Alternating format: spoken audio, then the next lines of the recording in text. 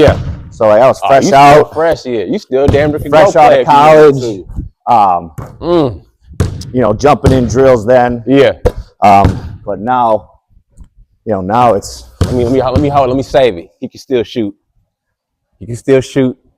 This man can still shoot. He warmed up from the three. That's crazy. I was gonna say get a layup. I don't. He warmed up from even when I was playing in rec ball. I don't.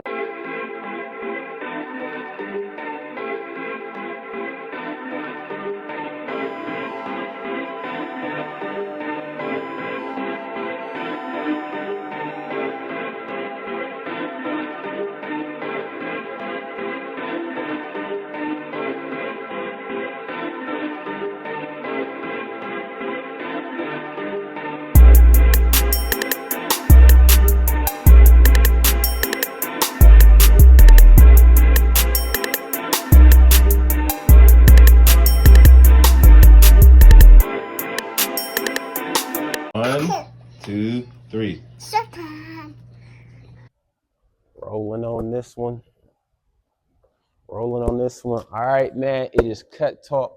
We're here at Thomas More High School with the legend, Tony Main. Appreciate you, man. Hey, thanks for having me. I appreciate it. What I try to do with these guys is just read the resume just so people know. He talking about his players don't know who he is. That's crazy. If you was from 05 to 09, you should know who this man is. So these young boys, stay in the game alumni, 4-year varsity player at Thomas More, did his thing on the football field too. Yeah. Averaged 30 your senior year.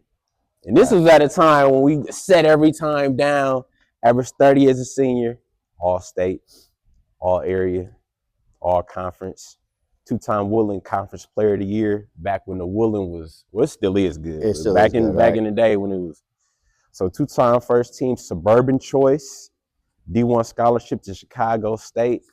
Then my man went to UW La Crosse, did his thing. I think he was like fourth all-time in points there. First all-time in points there. Fifth all-time in the WEAC. Come on, man. You heard him. Heard what he said. And then in terms of his coaching career transition, 2023-2024 state championship for Thomas More. And I got to shout out his staff, man, Mark Nagel, Antoine Barfield, and his pops does his thing with him, too. That's a beautiful thing. But I want to say, man, it is a pleasure. And let's get some shots up, bro. Again. Let's do it. Let's do it. I'm going to give you the rock first. And like I said, this man warmed up out here. Normally when I warm up, bro, I got to, you know what I'm saying, come close. I don't, like I said, for me now, it's just this area right here. This is no-go zone, man. Man. We're warming up. We're right here. That's what we do. We don't go inside that line. Don't go. So those are back in the day. So we're gonna start from the very beginning, bro. Where you from originally? So Bayview kid. Okay. Okay. I grew up, I mean, younger, you know, a couple spots here and there, but my main grew up a couple blocks from here. Yeah. Right here from Thomas More. Yeah. Couple blocks away. Yeah. We got a community center, Beulah Britton. Okay. Right around here. Yeah, yeah. My mom and dad refed. So I mean, I grew up in a gym. Grew up in the game. You know, so that was awesome. Yeah. You know, being able to have access to shots whenever I wanted. Yeah, for sure. For sure. So yeah, grew up right around here, and then I went to St. Veronica's. Okay. Grade school, which is, like I said, it's our biggest feeder. It was the biggest feeder to Thomas More. Okay. Oh, so you were set to go here then? Actually, it's funny. So Beulah Britton had, back in the day when Jim Goss ran his basketball camps. Yeah. It was, you know, he did one at Beulah Britton. Okay. I think I was in 7th or 8th grade. Yeah. And, you know, I was playing well. Yeah. And so, you know, my family, my dad especially, he was kind of intrigued. You know, Jim had us, you know, Coach Goss had me come test at King. You know, I heard those rumors that you might have went to King. So it was, you know, I had a great staff when I was a player here. I loved it, but you know, those early 2000s, right? I mean, at King it was different. It was King and Vincent. Yeah, it was King Vincent. That was everything here. Yeah. And so my dad, you know, he was intrigued by it. Yeah. But you know, you're married. Yeah. Like a lot of households, you know, my mom had family members, older relatives that went to Thomas More. Yeah. So you know, it was one of those where my mom, she won that battle. Yeah, I hear you, bro. So, you know, ended up here. Got no qualms about that. Yeah, Coach for Ross sure. was awesome. My For sure. varsity coach here. Yeah. He did it in a great way too. Yeah. You know, I want to say five or six games as a freshman on the freshman team, and then did about 3 on the JV, and then the rest of the season, okay, right? Okay.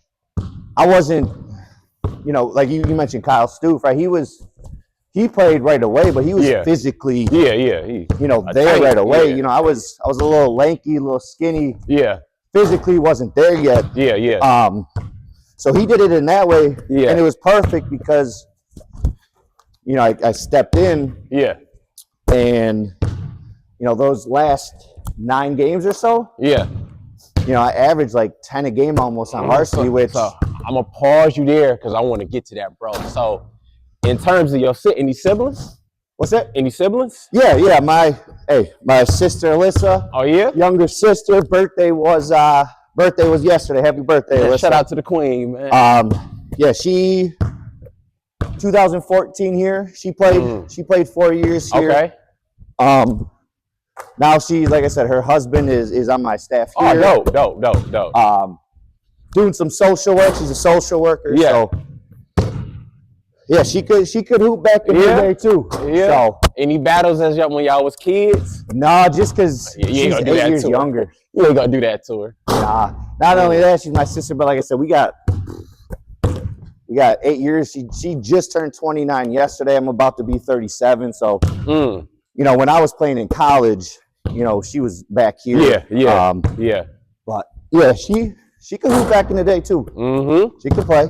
So now, in terms of the middle school, was it a middle school and elementary school? The school you went to, the Catholic Yeah. school? So St. Boniface is K through 8. Okay. Yep. And so, like I said, they are, you know, even to this day. Yeah. You know, they're our biggest feeder here. Okay. And it was like that when I was here. Like I said, it's the closest Catholic school, you know, to Thomas More. Yeah. So let me ask you this early about your game, bro. Everybody know you for your shot. When did the shot develop, bro? Or you just came out the womb just knocking shit down? And I remember it exactly. I had to have been about like 7 or 8. Yeah. And my dad played at Carroll College. Okay, so you've seen something. Yeah, my dad played in college, and then it was basically my dad. Yeah. And Pat Cleary, who is the basketball coach at Brookfield Academy. Okay. Yeah. Him and my dad are best friends. Okay. So it was basically those two.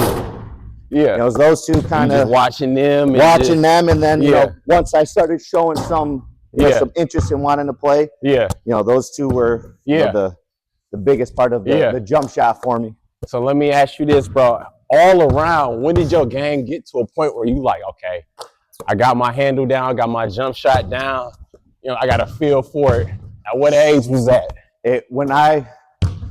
The switch when I knew, I was like, okay, I can play this game at a pretty high level was summer of going into my junior year. Okay. We played in a tournament against Playground. Okay. And that was when they had, you know, Marcus Landry, Willie Howard from Wisco. Yeah.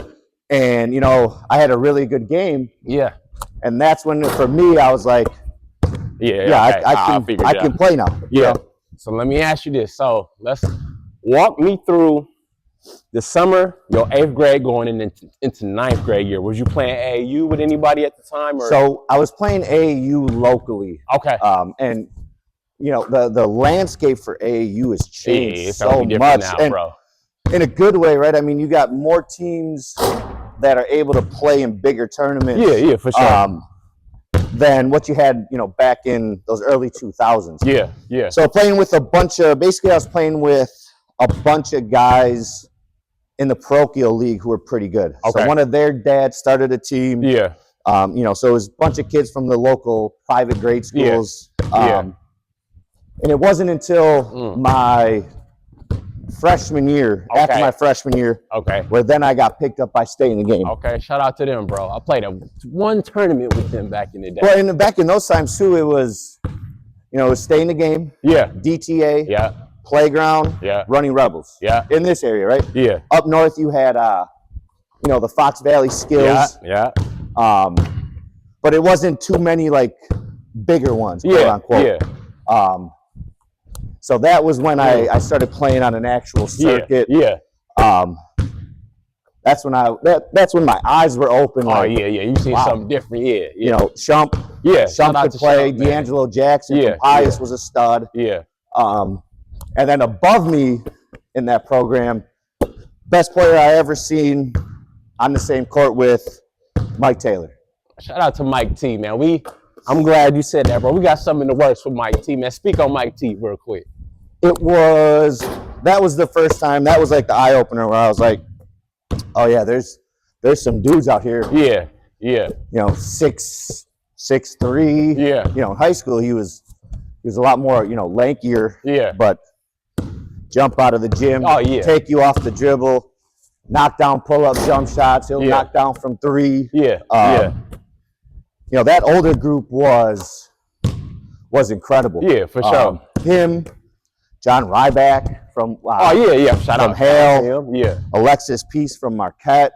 They had a squad. Yeah. That older group. But yeah, seeing Mike. Yeah. That was first couple times. It was like, it was different. Yeah, exactly. Yeah, it was different. Yeah, this is a dude. This is what an NBA guy looks like. Yeah. So let me ask you this, bro. Was this your first time? You know, and the dope thing about you is you're universally admired as a good player. With white people, with black people. Tony could play. So was that your first time really getting around some black kids who was just different, just cold? Or you grew up around everybody? I would say I would say that was the first time basketball wise with where I'm like, oh shit. Yeah. This is different. You know, the AAU team that I played with, like I said, with more of the local kids around grade schools. You know, there was kids from all over with that. But honestly, like I was the best player on that team. Yeah. Where then I transitioned over to stay in the game. Yeah. And it was like, oh, okay, I better.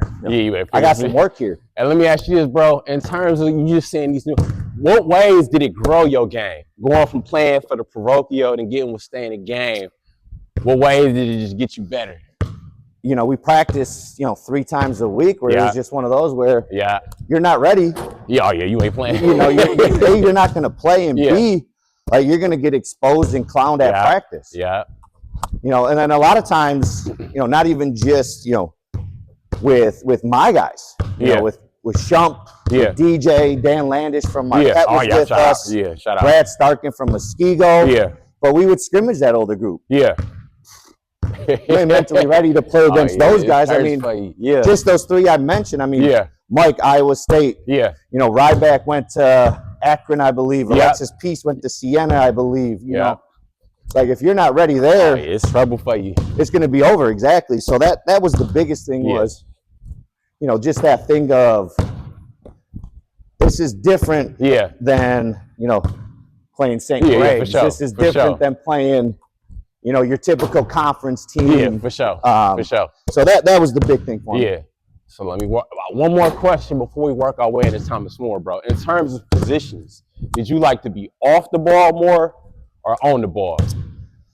Early on, it was weird because I went through, did off the ball early, especially in high school. Yeah. Just because, we had Stoof, who was all-conference point guard. Man, shout out to Stoof. And then he graduated. Yeah. So he was a year above me. Okay. And then my senior year, I was on the ball. Mm-hmm. And then, when I went out to college, it was back off. I scored a lot of points in high school on the ball that senior year. Yeah. But I definitely preferred coming off screens. Yeah. So my college coach did a great job of having me read screens. Yeah. So, and on the ball, I'm not a natural playmaker. Yeah. I'm trying to, I was wired to put it in the hoop. So it was more so out of necessity my senior year. Yeah. But definitely off the ball was much, much more comfortable. Yeah, for sure. Me. Because you a shooter, bro. You gonna do your thing. Well, it's just once I figured out that those different mechanics of reading screens. Yeah. Like, then it became even easier for me to get open. You know. Let me ask you this, then we'll work our way to Thomas More. What's your favorite screen to come off of? Flare, rub, you know what I'm saying? What you like to come off to get your favorite? Did you get a clean look? Pin downs. Give me pin downs because he's chasing me. I know I got the curl. I see him try to, and I'm flaring out. So those pin downs, just because, you know, I tell our guys too, you know, as a coach, like, it's such a hard angle to defend. If you can read it. You know, if you don't read it right, it's easy. But you know, I love those angle pin downs. Just because, like I said, you had different options based off of the defender. So it's like whatever the defender did, you could do something to combat that. Yeah, for sure. All right, man. So let's work our way to your freshman year. You start Thomas More. What's the expectations in terms of like what you want to play? Was it like, I'm coming, I want to be varsity, or it's like, man, I'm gonna just go wherever they put me? So Coach Ross, he was ex-SWAT, so like it wasn't, you know, it wasn't a ton of like, you know, playing around, you know, with that. So it was more so just, you know, I'm gonna wherever he wants me. You know, whatever level he wants me at. You know, because he came and watched, you know, 8th grade games and all of that. So it was just kind of like wherever he wanted me. So like I said, you know, 7 games on freshman. Which was awesome because, you know, those guys that I played with, you know, the guys in my class, you know, are still my best friends. That's dope. So that was cool. And then, you know, couple 4 or 5 games, 3, 4, something like that, JV. Put up numbers there. And then he talked with me and my parents. And was like, hey, we're bringing them up, you know, the rest of the year. We weren't very good that year.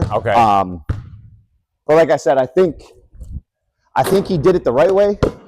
Because, you know, I wasn't physically there. How big were you your freshman year? Probably about, I mean, I didn't really grow much. I was about 6 foot all the way through. But still the same. You know, I was probably $150, $155 at that time. Did you play football your freshman year too? So I played football. Where's it at? Right there. Football. Where there? There it is. 2004.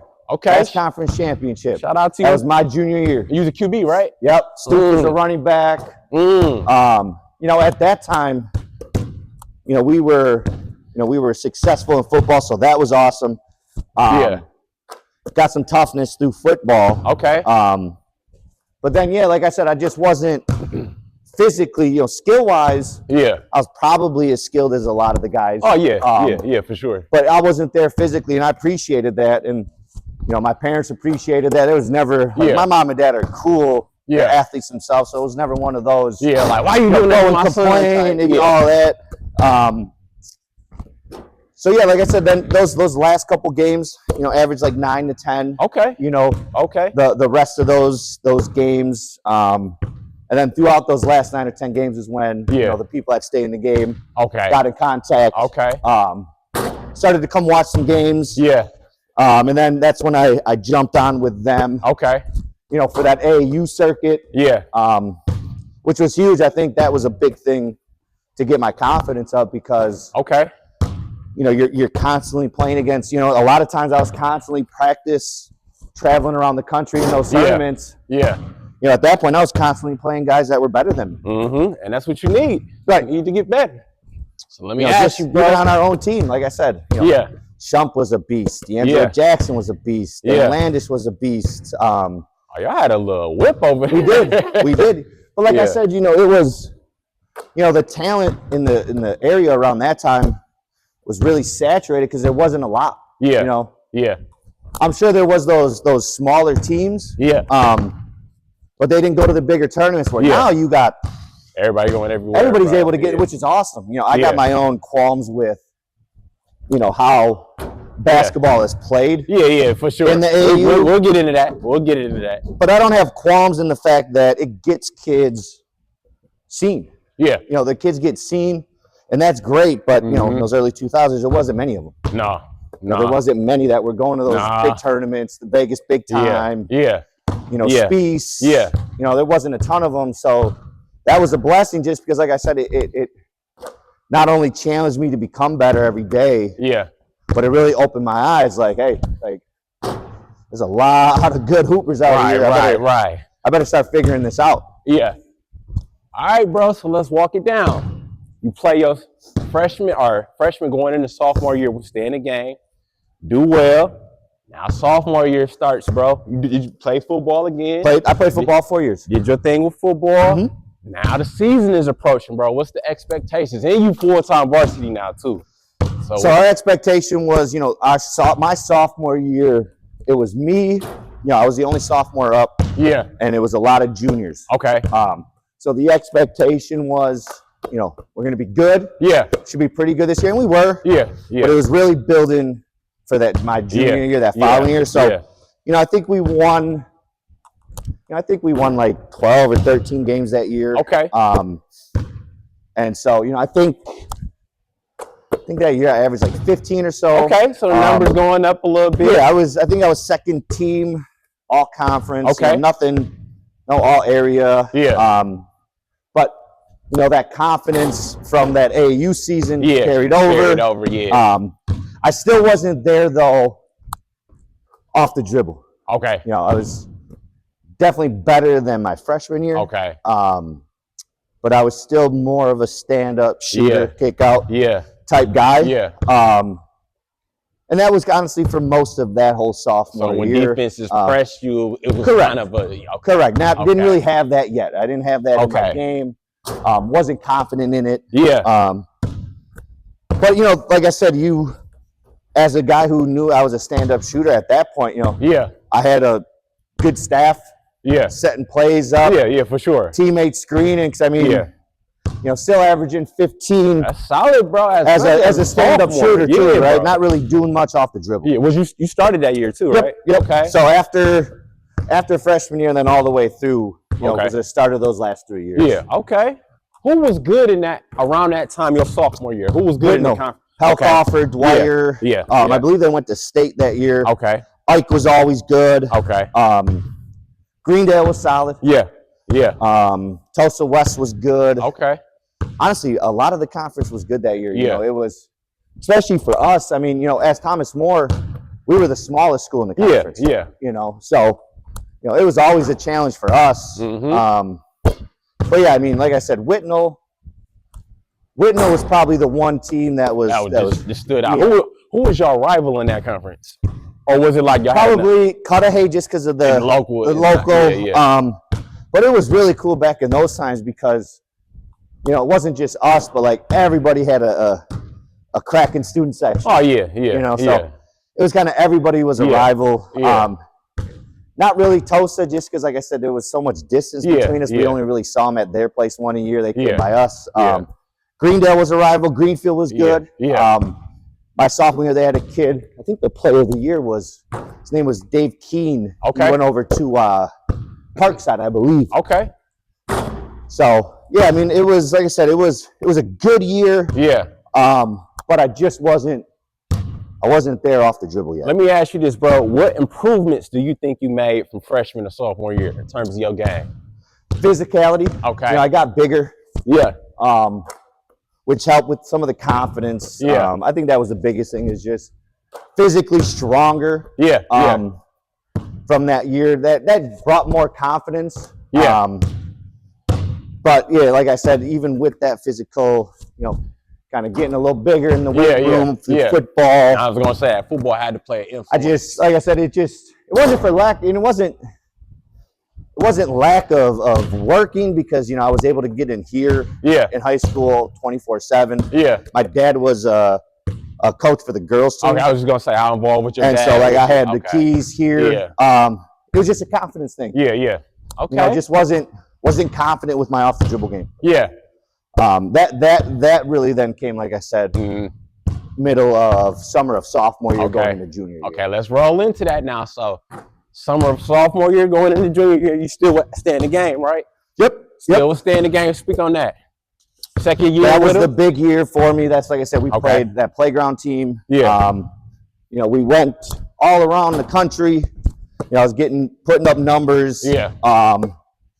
And so that was really when the confidence kind of took off. That's when, the off the dribble started taking off, where now, you know, now they had to play me. Yeah. You know, not they can't just press up on you. Correct. I was still a better shooter than I was off the dribble. Yeah. But I had enough off the dribble where they had to play it more honest now. What did you do to get your handle like more confident, just so where I could do more of that now? It was constantly in here. Yeah. And then the biggest thing is I was seeing it translate. Okay. At stay in the game practices. Yeah. I was seeing it translate, you know, in Louisville. I was seeing it translate in Vegas. Yeah. So that was like the big thing was I did the work. Yeah. And then, you know, I was seeing it translate. Yeah. Where it's like, seeing results. Okay. I can do this now. Did recruiting start to come around at that time or not yet? Not really. Yeah. Not really. It was about the middle of junior year. Okay. Okay. About middle of junior year. It was funny, I had such a interesting recruitment. Yeah. In the sense that we'll get to that because I was like it was interesting, but that started middle of junior year high school season. Okay, so let's get you there. So junior year starts playing football. How was y'all doing the football your junior year? Junior year was the year we won conference. So that senior class, like I said, that class above me when I was a sophomore for basketball, they were juniors. That was kind of, we should be good. Okay. But it was building up to their senior year, my junior year. Okay. Same thing with football. Yeah. You know, we won conference their senior year, my junior year. Yeah. And then basketball, man, we just missed conference in basketball. That was when Berlin West had West Ladwig and Avercamps. Okay. So they were tough. Man, shout out to Avercamp, man. They were tough, man. Yeah. They were good. Yeah, big body, could play, smart, could shoot. Shout out to, Well, you had both Avercamps do. You know, they were good. But yeah, then it was that junior year, and it was interesting because I shot it at a high level. Yeah. So, you know. So was Stoof playing point or was you playing point? Stoof was at the point, so you off the ball. Off the ball, and like I said, we had a good system. Okay. I had teammates willing to screen. I had teammates who were willing to, get me open. Yeah. Which was huge. Yeah. But then, you know, like I said, then the recruitment process started. Okay. It was weird in the sense, like I said, I shot it at a high level. So, you know, your local Division I's, like they had to take notice. Yeah. Yeah. And so it was like 7 or 8, but nobody was like pulling the trigger yet. But schools knew they were recruiting me, so like I wasn't getting much else from the Division II. Yeah. You know, Whitewater, Coach Miller. He stayed with me. He tried to recruit me all the way through. Shout out to him, bro. But you know, the fact that those schools were recruiting me. Yeah. You know, it was, you know, the Division IIs really didn't really talk to me much at all. That's crazy. What was the first one that made you be like, damn, they really sent me a letter? I got past the, you know, the letters that they might send to 50, 60 kids. Yeah. I was getting more of those handwritten letters and phone calls from Purdue and Oklahoma. Those were the two. Those were the only two. And then, you know,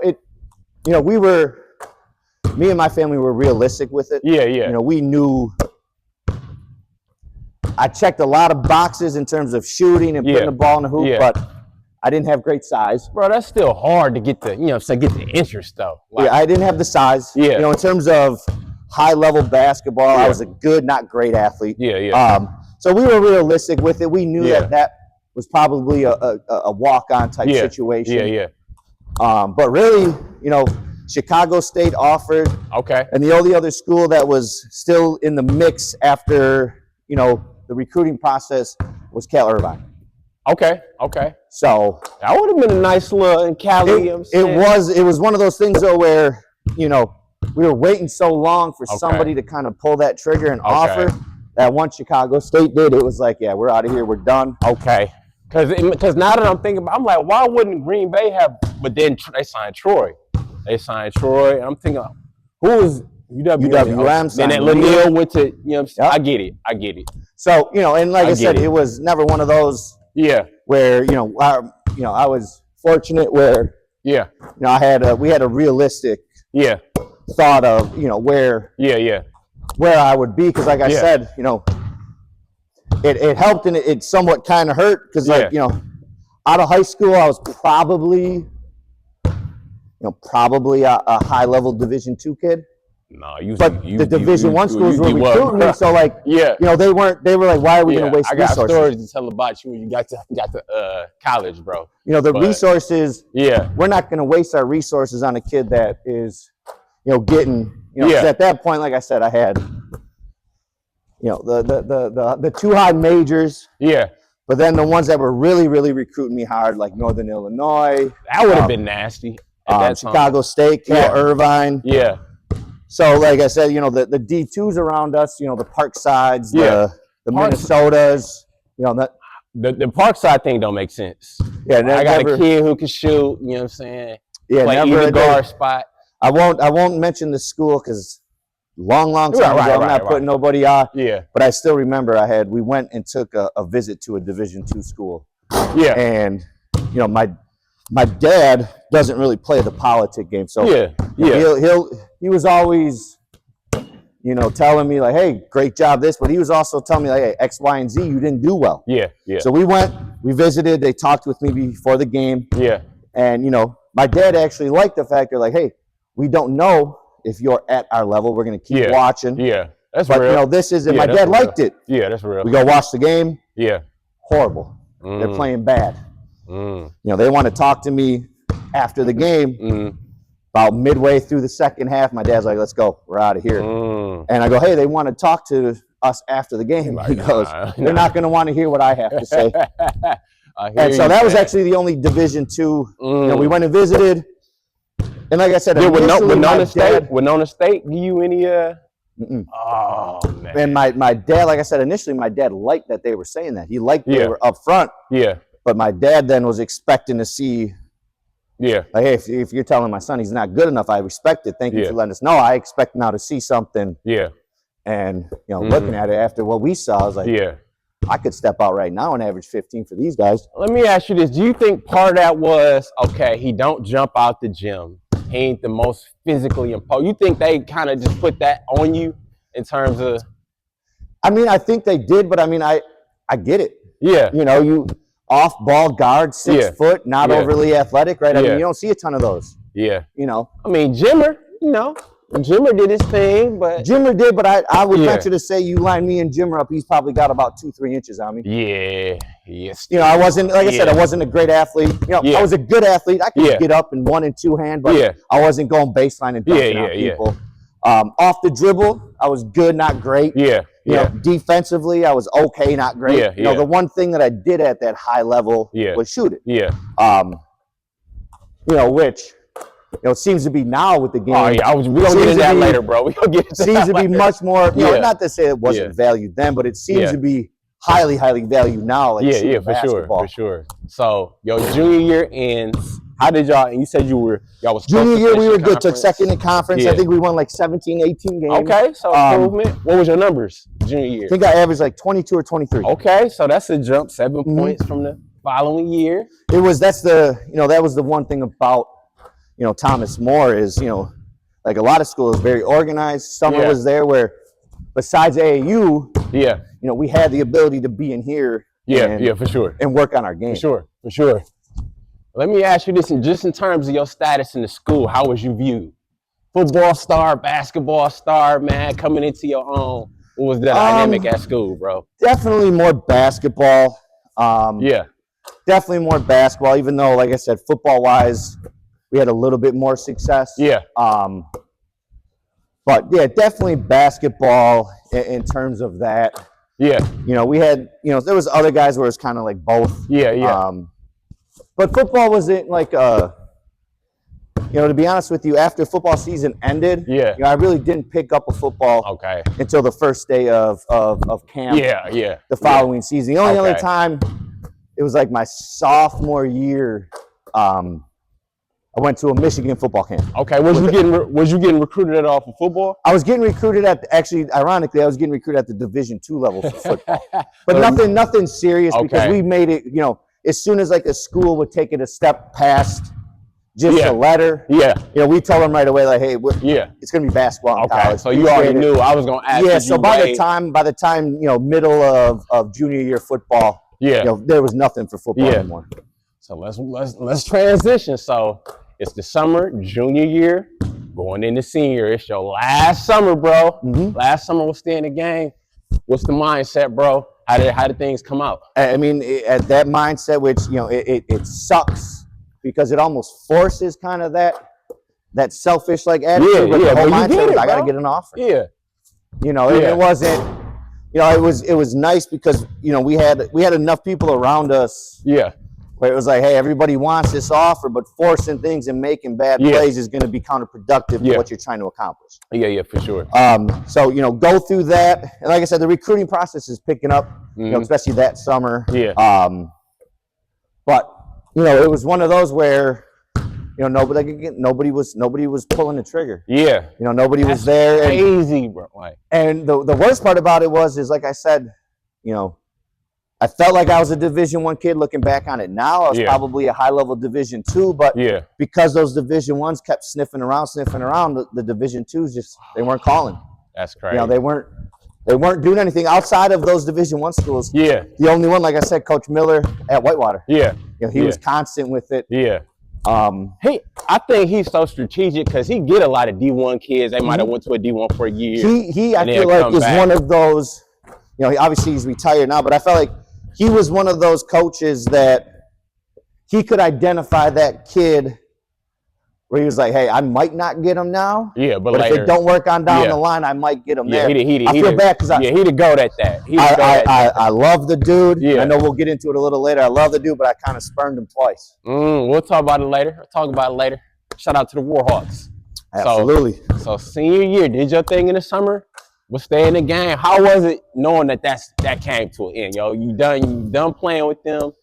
It was, I mean, honestly, it wasn't. The thing with the AAU scene, you know, back in those days was, you know, it was,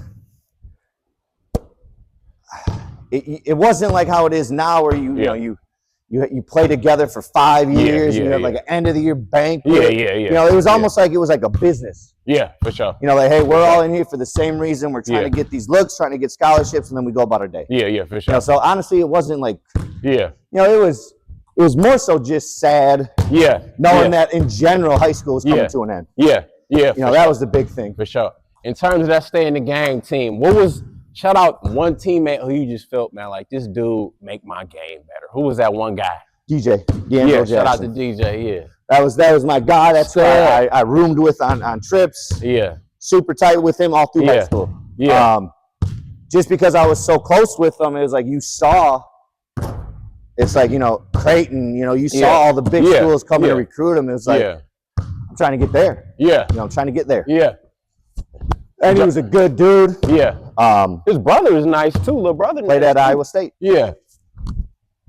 Awesome family. He was the one. He was the one because, like I said, he was our most recruited guy. You know, and because me and him were close friends, you know, I got to see it. Where it was like, I'm trying to get like how he is. You know. And like I said, he just worked hard too. You know, there was no laziness there. Okay. And he was. You could tell. Keeping him out of the paint, off the dribble, man. That was. Good luck. Y'all ever play ones? What's that? Did y'all ever play ones? All the time. We all did. We all did in those days. But yeah, like I said, trying to keep him off the out of the paint. And let me ask you this, bro. So you done playing AAU. When did you feel like your reputation in this city was starting to form? Like, okay, people know me as this guy. Because that's how I heard about you, bro. I would say it was when, you know, TMJ and the Journal Sentinel would come to the school. Plus and all would that, come to the school where it was like, you know, that's when I was like, oh, okay, like people have now recognized, like, you know, because I think it started a little bit my junior year. You averaged 22 a game. You know, in a big conference. You know, you're gonna get some notice. That means. But then really my senior year, like, you know, January-ish, you know, I'm averaging 30 a game. You know, so let's get to that. So senior year starts. Do your thing in football again. Last year for football. Now the season starts. It's your last year, bro. What's the mindset of you? And then what's the expectation for the team, bro? The mindset was, hey, we have a lot of unproven players, but the cool thing with it is now these are all my guys. Yeah. All my guys when we were juniors. Yeah. None of my guys really played much. We were very senior heavy, and now like it was all the mindset was, hey, this is gonna be fun. Let's win as many games. Not people weren't expecting much. And we were over 500 overall, over 500 in the conference. Yeah. Definitely better than what the expectations were. Yeah. And it was just fun, just because it was it was with all my guys. Yeah. And I had guys, again, I had guys, those were my buddies, my close buddies, where they knew, like, best chance we probably had to win was probably to get Tony as many shots as we could. We had some good size, so we had guys willing to screen. And that was the best part about it is there was none of there was no egos, no like, man, who this dude think he is, man? And not to say like a lot of, like, it's every kid, but I just feel like when we were in high school, winning was just the most important thing. Yeah, for sure. Didn't matter what it was. Didn't matter who scored it. It was win. And like I said, I was fortunate. I had a coaching staff that, didn't put a box around my game. And I had teammates that understood, like, hey, if we're trying to win, our best chance right now is try to get, as many good looks as we can for Tony. And like I said, we went from there, and nobody was really expecting much. And we had a good year, in terms of relative speaking. We had basically, outside of me, a really unproven team. But we had talent, which people didn't get to see. Because they didn't see them the year before. And the conference was, again, really, really good that year too. That 06 class was just loaded, bro. Like, what was you ranked in the state that year? Honestly, because you had to be top 10. 15-ish, 15, 20-ish, around in that top 15, 20-ish. Who was number? So in my year, 06, the top two players were Jerry Smith and Trevon Hughes. Yeah, I forgot about Jerry. And Trevon Hughes.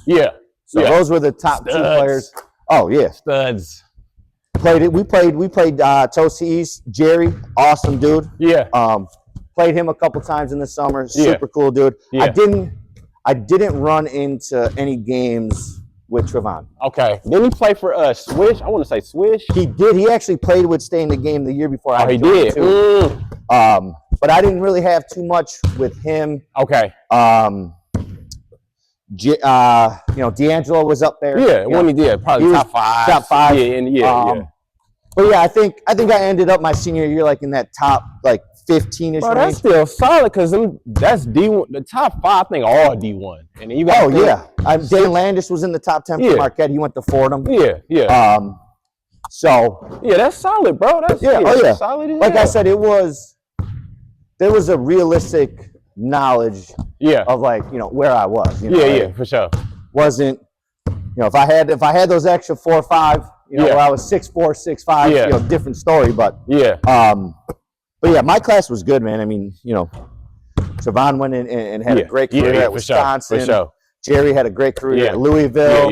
Got some run in the league. Had a great career overseas. For sure. So yeah, my class, we had a good class. I think there was a kid from Ashwaubenon, Cook. Big he guy. Went to Northern Iowa. So yeah, we had a good class, man. All right, I need you to talk your stuff for 2 seconds, bro. I hear you. I hear what you're saying. But in terms of your shot and your game, just for confidence, where did you think you were? Could anybody shoot it like you in the city? Did you feel like you had an advantage? Did I think anybody could shoot it like me? No. That's what I want. That's what I think that no matter whoever we were playing, there wasn't anybody that could stop me from putting the ball in the hoop? Absolutely. That's what I wanted to hear, man. That's what I want to hear, because then that leads to the 30 a game. And people that might not sound that crazy in today's game. Right. But back in 06, it was sets. It was a lot of half court. You ain't really see too many teams running and gunning like that. No, and you played, remember back then you played 8 4-minute quarters. The game was shorter too. The game was a little bit shorter. Like I said, it was just a situation that we found where our coaches didn't, because when I first came in here, Yeah. we were a flex team. Okay. We were flex, pass it, screen, down screen. Yeah. But our coaching staff, they saw, like, oh, these classes, my class and the class above me, like, hey, we got some athletes here. We're gonna run that offense, but we're gonna give them a little freedom to work out of that. And so, that was huge. And then, like I said, I was figuring out how to work screens. I had teammates willing to set screens. And, that's kind of how it was. And then, like I said, at that point, starting my senior year, my confidence was. So, okay, man, like, walk us through it, bro. Game starts. Who's a big, your senior year, who was a team that you just got up for? What's a big name team in your conference? In our conference, probably the big game that I would get up for the most would probably be Greendale, just because I played with a lot of those guys. So you got Greendale, average 30 a game. So in your mind, was it like, okay, 0-0? Do you think, okay, let me get it easy free throw, let me get to the line, or is it, man, I'm checking right when I'm open? What's the mindset, bro?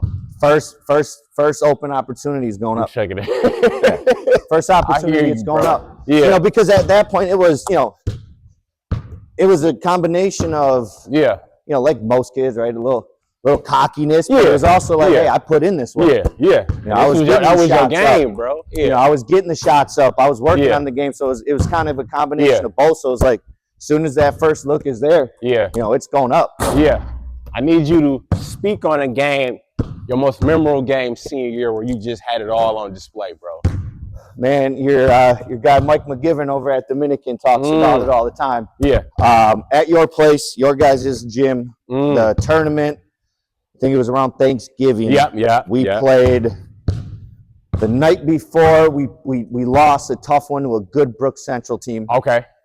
And then the next day, you guys played then Brooks Central. Because you guys won, Dominican won. They played each other. I forgot what team it was from.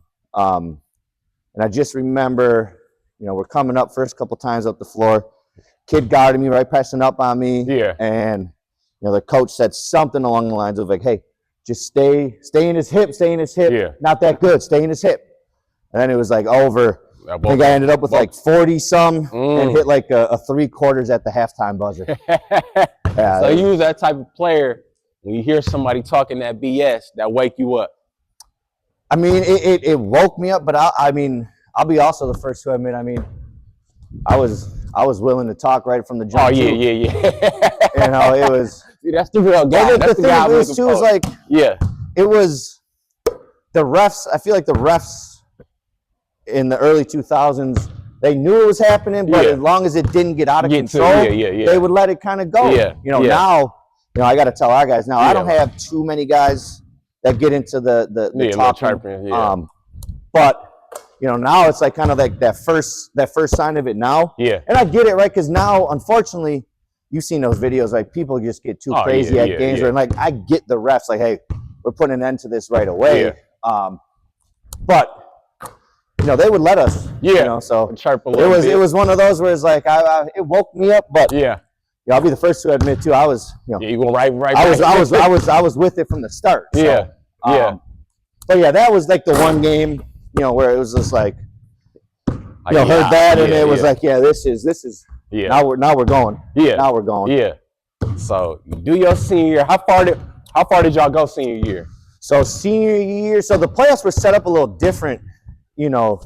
Back in those times, and so we were Division II because I think there was less divisions during that time too. It was only 4. So we won my senior year. We won 3 playoff games and then lost to Eisenhower. So that's probably Eisenhower that year. That was when Eisenhower had Dorlac, the 7-footer. They were good. Very good. So that was the year we beat.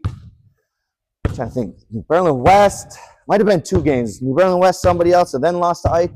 We might have lost to Ike in the 3rd game. To Dorlac and them. So, damn, man. So the career's done. Have probably one of the best seasons in the state history. What's the plan now, bro? Is it recruiting there? Like recruitment, figure it out. Recruitment, figure it out. So it was about, I want to say March-ish, is when March of my senior year was when finally Chicago State offered. So. Yeah, it's funny now, it's awesome. We do it here. It's awesome for the kids. I love to see, on social media, other schools doing it, this whole signing thing. Yeah. It was funny. Mine, they faxed in the scholarship paper. Yeah. I was here getting shots up. Yeah. Miss Janik, shout out Miss Janik. She just retired, 40-year employee, front desk here. Yeah. She walked in, told me to come to the office. My signing, Miss Janik was the only one who saw me sign. Signed it. She faxed it back over for me. Recruitment's done. Weight off my shoulders. Bro, I was just going to ask, what's the feeling for you waiting for that offer? They finally send you one, you sign. What's the feeling, bro? Weight off your shoulders, because to be honest with you, at that point, it was really only Chicago State, Cal Irvine. Yeah. Northern Illinois dropped out. Northern Iowa kind of dropped out. It was really only those two. Yeah. So Irvin made the offer already. So Cal Irvine was like getting close, and as a family, we kind of said like, "Hey, whoever offers first, we're taking just take it." Yeah. So got that. Yeah, it felt good because, assuming, I would assume at that point, like Whitewater would have still took me. Yeah, for sure. Other WEAC schools would have took me if I called up. Yeah. But really, I mean, there was no real other options. So not only the weight off the shoulder, but just the fact, like, we finally got one. We're good to go here. We know what the plan is now. Yeah. Did parents do like a little party for you, a little something for you? We had a graduation party after graduation, but that's the one thing I like. Like, we very low key. Okay. Yeah. Shout out. Don't do like the. Do the extra, you see my social media page. Don't do much with social media. I have a Twitter. Yeah. My mom and dad aren't really like that. But we had a graduation party. Okay. A combined one. My cousin. I've gone to school with my cousin from kindergarten. Through here. Okay. And then actually he was an All-American football player at lacrosse. And then I lived with him when I went there. Okay. So me and him had a combined one. And that was about it. Like I said, the only person who saw me sign was Miss Janik. Yeah. Came in, signed it. She faxed it back over to Chicago State for me. I think that's was right back in here in the gym getting shots up. Yeah. That's all that matters. So let's talk about summer going into Chicago State, bro. What are you working out hard? Are you with the team? Did you go down working out hard? So it went down, graduated. I think when I was here, because now the kids graduate, what is that, Memorial Day weekend in May? Yeah. I think when I was here, we graduated more kind of like the mid of June. Yeah. And it was graduation. I had like a week. Yeah. Did what I did with my buddies, hung out before I had to go, and then I was gone. Yeah. So to be honest with you, I was working out a lot right after the season. Okay. But once summer hit, there wasn't a lot because, like I said, it was graduate, about a week, and then I was off to head down to Chicago State for workouts. So what's the feeling, bro? You get down there, you finally made it, bro. What's the feeling? It was good. I mean, they treated us well. When I got down there, at that point it was just freshmen. So it was a three-man freshman class. One of the kids though was coming from Europe, so he wasn't there yet. So it was just me and my roommate. Yeah. He was from Indiana.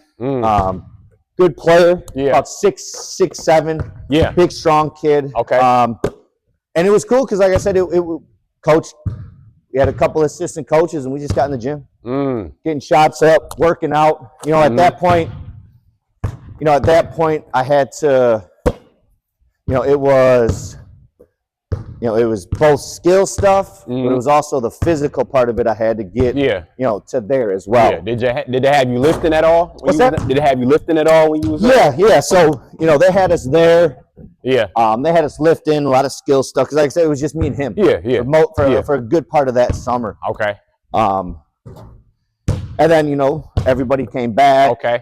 Started getting into the open runs. Yeah. How was that, bro? Running with D1. It was good. Yeah. Honestly, for me at that point, we had guards like Royce Perrin was a stud. Okay. We had guards that could get in here. Yeah. So especially that first part of that early part of freshman year for me, it was kind of like early part of my freshman year of high school, right? I was same. I was kind of a stand-up shooter. Yeah.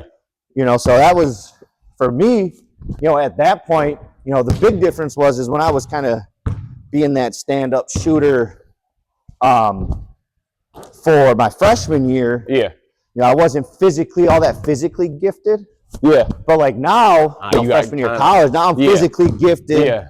And my really only job right now to shoot this is just sitting. Just to play to my strength. Yeah. My biggest strength was that. Yeah. So that was the nice thing is, like I said, I was physically pretty good at that moment. Yeah. Where then on top of it, now you're telling me I really only got to concentrate on the thing I already do super well. So that was real nice for me. Yeah. In terms of that. Yeah. What was the biggest difference? High school, now you D1. What was the biggest difference? Biggest difference for me was, especially early on, junior year of high school, right? When guys would get up on me. Yeah. I was good enough to, use that against them. Where, at the college level, at that level, it was like, oh, these dudes can be right up on me, and I'm still struggling a little bit to get by them. Yeah. But it was just one of those things where it just took some time. It just took time. Yeah. But that was the biggest thing is, athleticism wise, these. Yeah, it was different, bro. I already know. It was a big difference in terms of that. And to be honest with you, the one thing that actually surprised me, the opposite end was, in terms of actual height, wasn't a huge difference. And now that might have been just a Chicago State thing, but I mean, most of our guards, our best two guards were 5'10" and 5'9". And y'all was in the horizon, right? Yep. Okay. Was 5'10", 5'9". Yeah. The other bigger guards were more like the 6'3", 6'4". Yeah. But also, that's the difference, though. Royce Pran was 5'10", but he was in the college dunk contest his senior year. I get it. When you can get away with that size. Yeah, I get it. When you can jump out of the gym. Yeah.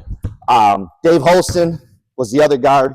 He ended up having a good career overseas. Good people there, man. Yeah. Good people at Chicago State. So the season starts, bro, and how you doing? How's everything going for you? So I'm playing decent, playing well. Getting some minutes in the first couple, preseason games. And then, when I got there, we kind of already knew what was going on. The NCAA kind of sanctions that were potentially going to happen. Yeah. They might have been a little undersold to us. But then there was kind of talks that Coach Jones might be getting canned. And so, we as a family kind of sat down and made a decision hey, these things are starting to pick up more and more steam. We might want to think about getting out of this before it gets too far. And thankfully we did, because honestly, at the end of the season, they canned Coach Jones. Damn. They brought a guy in from Tulane, completely rehauled the roster. I get it. He wasn't an assistant on the staff. Yeah. So it was a good decision. Yeah. Just because, like I said, it started to gain more steam. Yeah. And then it was now this might be true. Damn. And to be honest with you, Chicago State, the campus was fine, but for me, it was Coach Jones. Yeah. I had a good relationship with him. Yeah, that's tough, bro. So, it's good to know, because I didn't know the reason. It wasn't somebody doing you dirty or no. A situation out of there was nothing Chicago State. Nobody at Chicago State pushed me out. Yeah. Especially, to be honest with you, as I got a picture of it. As the only white kid on the team and in the program, they treated me super well. Yeah. Yeah. I had no qualms. I'd go to Chicago State. I'd pick Chicago State if I was back in the day. I'd pick it again. Yeah. I'd pick it again. Yeah. No dirty. Nobody pushed out. It was just one of those things where, and then, a couple years later, it would have been, I think my junior year would have been around there. Yeah. Is when then they got kind of hit with some of the sanctions. Okay. So, like I said, it was a good idea to get out early. Yeah. But no, I have nothing but good memories. Yeah. For my 6-7 months at Chicago State. Before we move on, what was your favorite thing to do in Chicago? Honestly, a lot of the things was with teammates. Okay. Because Chicago State, it wasn't exactly in the best area. Oh yeah. I'm familiar. So a lot of times when we left, it was always together. Yeah. So those were just going to get food. Yeah. Doing some of the community service stuff. We're kind of the best parts about it, because when you're, at a campus, the campus was beautiful. Yeah. But, when you're in an area where it's not that great. like, I love, that was one of my favorite things about it is like sticking together as a team. Yeah, for sure. Constantly doing everything off campus. For sure. So unfortunately, man, you got out early. Now it's time to find another school. It's time to find another situation, bro. Speak on it. So it was interesting because, again, like I said, here comes back Whitewater, Coach Miller. Yeah. And then on top of it, then you said your cousin. While I'm transferring, working out here, snapped my ankle. So reconstructive on my left. So that caused some not being able to work out, but it didn't cause any school. So the biggest thing that I had, it was Whitewater or JUCO. So I had JUCOs. I had some other Division I schools saying like, hey, if you go to a JUCO, we'll be able to look at you, yada yada yada. But it was kind of one of those things where it's like, all right, I got a snapped ankle. Yeah. Right. I'm not a Rhodes Scholar, but I got good grades. I don't necessarily want to go, now you can go to JUCO and not waste years. I get it. I don't really want to waste 2 years. Yeah. And then it was also like, hey, realistically, what is my ceiling as a basketball player, right? Yeah, I'm not going to the league.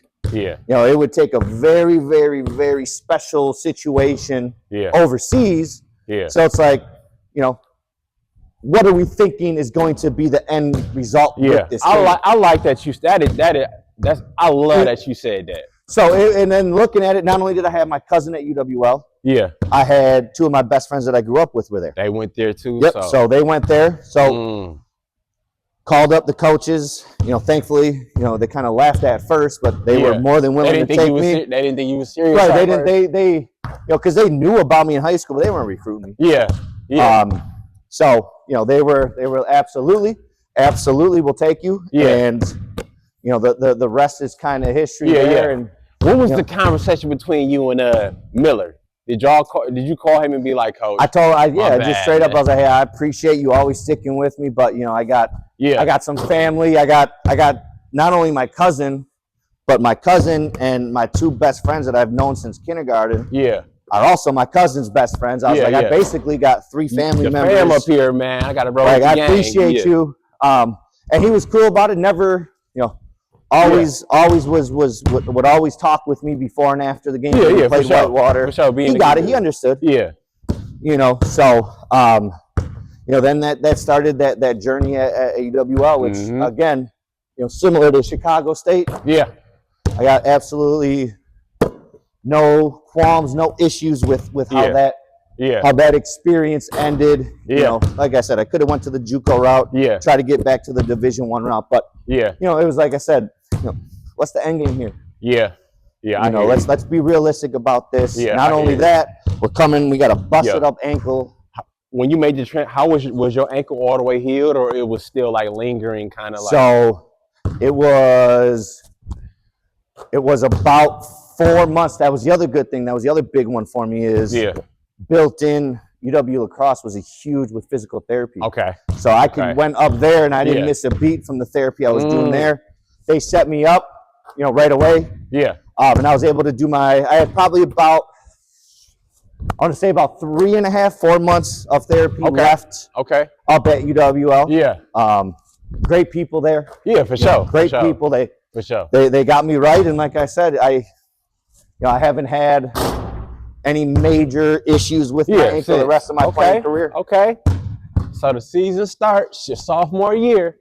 Let me ask you this: what was the biggest difference between D1 and playing in the WEAC in terms of UW La Crosse? So I don't think people realize how good the WEAC is. Facts. It's better than 90% of Division IIs. Yeah. Facts. Honestly, the biggest difference that I noticed, now this might be different for other people. Yeah. My biggest thing was not the skill. Yeah. It was the size. Yeah. Right. The 6-foot guard at Platteville was just as skilled as the guard at Siena or Iona. Yeah. The difference is he's 6'4". That's facts. The skill was not any real doubt. No lies told there, I would say the biggest thing was big guys. No lies I'm sure the big guys at the 6'6" big guy here might not be nearly as skilled as the 6'10" big guy over there. Yeah. But guard-wise, honestly, the skill-wise was not that big. it was just the size. Yeah, facts. You know, it was size. It was the biggest thing. Yeah. And like I said, I tell my kids all the time, like, you know, you got a Whitewater, a Point, a Lacrosse, an Oshkosh. Like, don't just sniff it. Don't just scoff at that. Like, you don't realize how good that is. Because my freshman year, I went to Platteville my freshman year. And like when I was getting recruited by them, it was a no-brainer because they was #1 in the nation with Jeff Skimps and Kurt Hansen. So when I took the visit, I seen, I'm like, it's a no-brainer. Like, I gotta come here. So you start the year off. Season starts at UWL. What's going on with you, man? It was. I was fully healed, and honestly, you know, I had again, I was just fortunate to have a great coaching staff. I started right away, jumped right in, started the first game, and you know, from there on out, got to it. Biggest thing too, it was, you know, we had talent too. So that was the nice thing. It was, you know, being able to not have to come in and do expect to do, you know, score 20 like I did in high school. And shout out to Brandon Brown. Shout out to Brandon Brown, man. Chris Fehrenbach from Catholic Memorial was good. You know, we had talented players. So that was awesome. It was a great fit. You know, I already kind of knew some of those guys. You know, we played against Brandon in high school. So were you and Brandon was the starting backcourt? And Chris Fehrenbach. Okay. The three of us. Dope. So that was the cool thing too, is, you know, at a place, you know, lacrosse. The reason why they you know, sometimes can't get kids from down here is more so it's just tough to get them up there in general. It's a drive, bro. It's a drive. Just to get them there for a visit, because a lot of times if you can get them there, they see it and they love it. You know, Platteville, right? Saw it, you loved it, right? So, you know, that was a cool thing was, you know, our backcourt at a school in lacrosse was all, you know, Milwaukee area. You know, you had you had Dominican, Thomas More, and Catholic Memorial. Facts. So, we had an okay freshman year, you know, okay sophomore year. And then, you know, our coaching staff did a great job. And then, you know, we had a pretty successful, you know, kind of moving forward. Starting to get kids transferring down levels. As well, kind of similar to how I did, which was huge. You know, that kind of just ups the talent. But to be honest with you, as you know, in the WEAC, you almost have to, right? If you're not doing that, you're behind Whitewater, you're behind Stevens Point, you're behind Oshkosh, because they're going to get in those D2 kids, D1 kids who are coming down. They're going to get them, so you have to. Because you got to think, bro, Whitewater, Miles McKay came from a D1, Matt Goodwin came from D1, DJ Marsh from Oshkosh was supposed to go D1, but so like it was happening all through the conference. Well, and then on top of it, you know, you had schools like Stevens Point that were able to get kids that you know, Matt Moses, you know, how does he not go Division II, and then you know, ends up being, you know, a main linchpin in their national championship. Khalif was there. Khalif. Man, they was loaded, bro. Your guy ended up going there, you know, after Jig, shout out to Jig, man. Shout out to Jarrell Harris. Man. He ended up going there. Did his thing, man. Oh, stud, right? And I'll get on my soap bucket now. So like our senior year, when Jarrell was getting recruited, Point already had Jared Jenkins, my big bro. They had, what was the dude from Randolph? Was it Tillema? Tillema was already there. They had the shooter from up north who was like their senior. About 6'4", skinny kid who could shoot the lights out. So like, I think if there was room for me, I could have got a look, but at the wing spot, they was already sold up. So wasn't no room for me there, bro. They at that point, you know, they had a fantastic program. And like I said, bro. And, you know, again, Jarrell, right? A guy at the Division II St. Leo level, right? Goes right there, right? Crazy. To be honest, I think the WEAC was tougher than this conference in Florida. I'm gonna just say that. I would venture to say too, because I mean, honestly, that 2007 to 11, my time frame there, I mean, there was across the WEAC in general, 10 to 15 dudes that were at a scholarship school prior to coming to the WEAC. So you know, so that's you know, that's what I try to tell kids. It's like, listen, man, you know, these kids don't realize, like, man, the WEAC. Man, better than 90% of Division II's out there. That's facts. Now let's get into junior year. Have a good sophomore year. Junior year rolls around. Got a year of experience. What's the Expectations, bro. So the best thing that happened to me my sophomore year was, I had I kind of was one of those kids, right? Had that attitude, like I know it all. Yeah. The best thing that happened to me was Cable talk to me, say, hey, until this gets fixed, you're coming off the bench.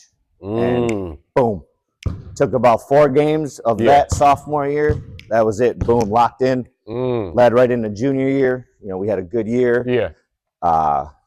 First team all WEAC, all region. I think I averaged like around like 20-ish, something around there, a little over 20. But yeah, that was the best thing that happened for me there, because the old Bobby Knight had a saying, the biggest motivator is ass meet bench. And it's true. In my situation, it was true. So like I said, that was a good thing for me, because it got me. It got me, locked in and understanding things. For sure. Which was good. For sure.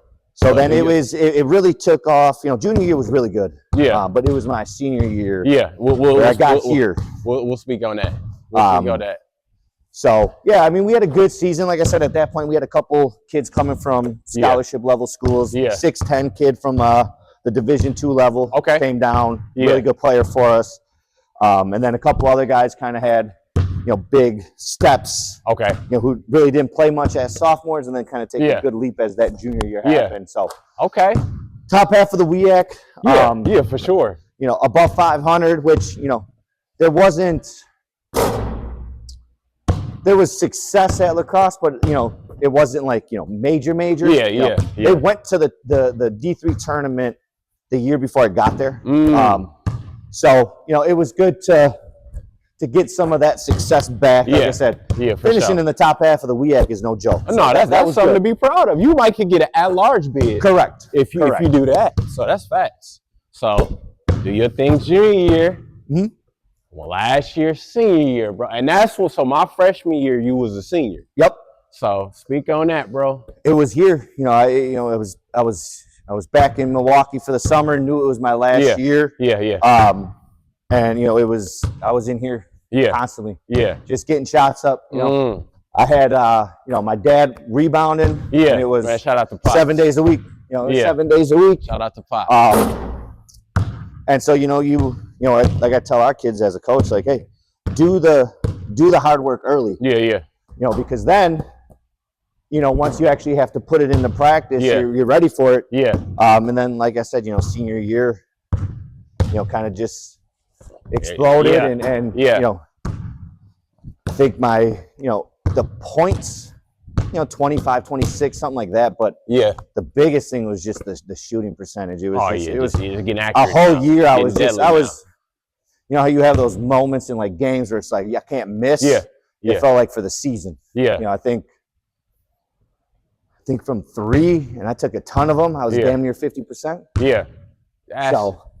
And that's probably well over. That is crazy. That's probably well over 150, 200 threes. How many things you took a game? 8, probably 8 to 10. Probably about there. That's great. And I was about, like I said, about like 48, 49%. Yeah, that's video gaming, bro. So yeah, it was one of those things where it was just it felt like a whole season. Of just kind of locked in, and it probably helped too. Like, I was coming to the realization, like in terms of organized basketball, like this is probably it as well. So there was that extra motivation to kind of show out. So senior year, bro, I'll speak on when I saw you. And then I'm like, bro, from the city, bro. We played y'all, and it was at Platteville. And I think you hit us up for 22 in the first half. I'm like, God damn. And I love Kurt a dog, but I would say a lot of that was on him. So I'm like, all right, damn, this dude's still good, man. So just that confidence, bro. And the other thing, too, is like you said in the WEAC, too, like, I mean, defense is preached. For sure. Honestly, I don't know how it was for you at practice, but for us, I mean, we did more defense than anything in practice. For sure. So like people were like locked in defensively, but like I said, it was just the confidence level. I did felt that point. I put the work in here all summer. I don't even know how many shots throughout that whole summer. And then it was, ready to go. Didn't stop there either. We had got on campus, before school started, and it was boom, right in Mitchell Hall. Shots up. Did your thing. So how far did y'all go senior year? We ended up going, I think, to the semis of the WEAC tournament. Okay. And that tournament is cutthroat, bro. Oh my God. Cutthroat. Yeah, because there's not, it's not like in the Big Ten or the SEC, right? You're not playing at like a neutral site, right? So like you're going to the other school, right? You're going to the other schools, right? If you don't have a home game, you're in trouble. You're going to play Stevens Point in the first round. Good luck. Yeah, especially if you're going to Stevens Point. Yeah. You're in trouble. Whitewater, any school. So you finish up your year, finish up your career. I need you to speak on. Tell me what the numbers in terms of what you finished at lacrosse and just in terms of the WEAC, because I saw some of it and I'm like, geez. So for my career, it was over 2K. Oh my God. So school record, and like I said, I think it was like 5 or 6 in the WEAC. Yeah.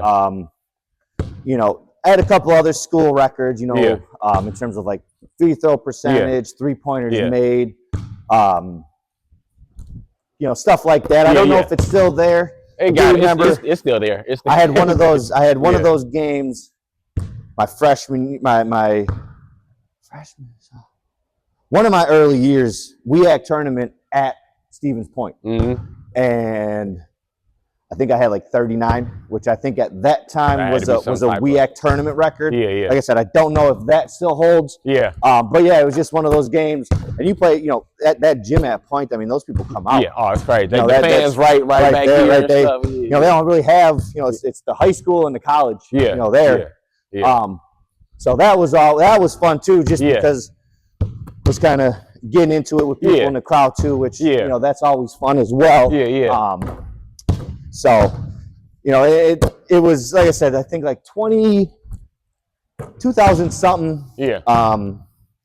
So, again, scoring like that, obviously, that's hard work on my end, but that's also, coaching staff. Yeah, for sure. Awesome teammates, everything like that. So, man, shout out to what's the Al Cherry, fucking crazy athlete. I think Al Cherry.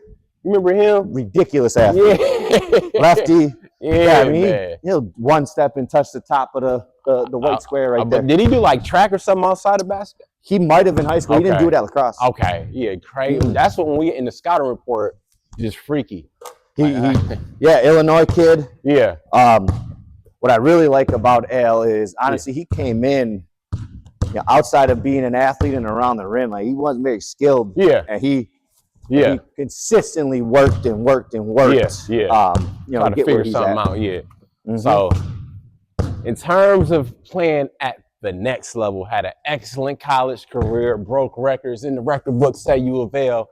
Is it, is there a plan to maybe go overseas, or it's like, man, I think it's done? Not really. I mean, I had, we had some people reaching out. You would think with them numbers, bro. You would think, man, I might could maybe go do something. It was definitely thought about, but especially you're looking at like 14, 15 years ago. There was at the lower tier teams overseas. Yeah, there was a lot more horror stories about how you're the apartments you're living in. The transportation you're getting. Where it's like, living in some bug-infested apartment, having to take the city bus to and from practice in a country I've never been to. Now, don't get me wrong. If obviously, one of the tier A teams. They're offering you, $100K, and you're living in downtown of the country in some nice place, totally different. But none of the offers that I had were for. Did you have an agent? Did you get an agent at that time? Okay, so it was just okay. So we had a couple guys prior to me that went and played over in Australia. Okay, that would have been a nice little. Our coach has had some connections there. Yeah. But again, nothing. Yeah. Like I said, I was at that point. It was like, hey, I accomplished more than I ever thought I was actually going to playing this game. Yeah. So now it was the next phase. Okay. What's the next phase? Of life. Yeah. As much as I love the game, right? Yeah. you got to come to a realization. That's like, dope. What's your, you know, when is this over? Yeah. And so, you know, that was kind of my realization. And like I said, I kind of always knew what it was. At some point I would get into coaching. So I knew at some point I was going to get back with the game anyway. Yeah. So he got the rock now. I want him to keep the rock. You can sum up your playing career, man. All the ups and downs, all the teams, all the games, all the getting shots up. Just sum it up, man, and let the people know just how you feel about your b-ball career overall. Extremely lucky. Yeah. Extremely lucky. Yeah. Plain and simple. Yeah. How many, 99% don't ever get to play in college? Yeah. Another 99% don't ever get to break school records. Yeah. Another 99% don't get put into their college's Hall of Fame. No, that's facts. That's facts. Lucky. That's facts. Yeah. Lucky, especially since, not having what I would consider, those true physical box traits checked off. Yeah. 6 foot, not highly athletic. So lucky, I would say. Okay. Fortunate, that's dope. To be around, programs that were willing to let me play how I play. Because it wasn't, now, chuckers, I mean. Oh, man, it's crazy now, bro. Everybody's got them now. But, I mean, especially then, it wasn't taboo, but it wasn't, like, ideal, right? A lot of coaches didn't love it. That's facts. It was, like you said, it was a lot more slow down. Yeah. Set plays. Post work the ball, all that, So I would say lucky and also fortunate that I had teammates and coaches that didn't try to change the way my game was wired. They let you be you. They kind of let me play, how I played. Yeah. Well, I'm going to say this, brother. It has been an honor to get shots up with the man, Tony, man. We're going to sit down, have another conversation about what he got into after basketball. But one of the greats in the city, one of the OGs, man. And you young kids that play for him, if y'all don't know, man, y'all better know. So it's Cut Talk, part 2 coming soon.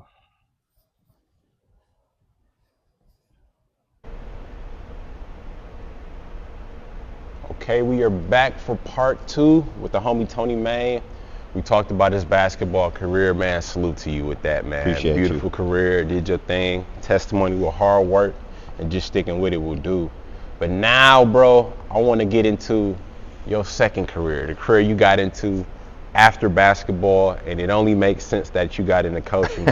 So speak on initially how you got into it. Did you always want to be a coach, or was it just something you kind of just fell into? I knew I was going to get into it. Yeah. Actually getting into it, though, it kind of fell in my lap where, I was going for an education degree. Okay. So I was going to be a teacher, and the last semester was student teaching. Okay. So I was student teaching at Gensland Elementary, and then my high school was Riverside.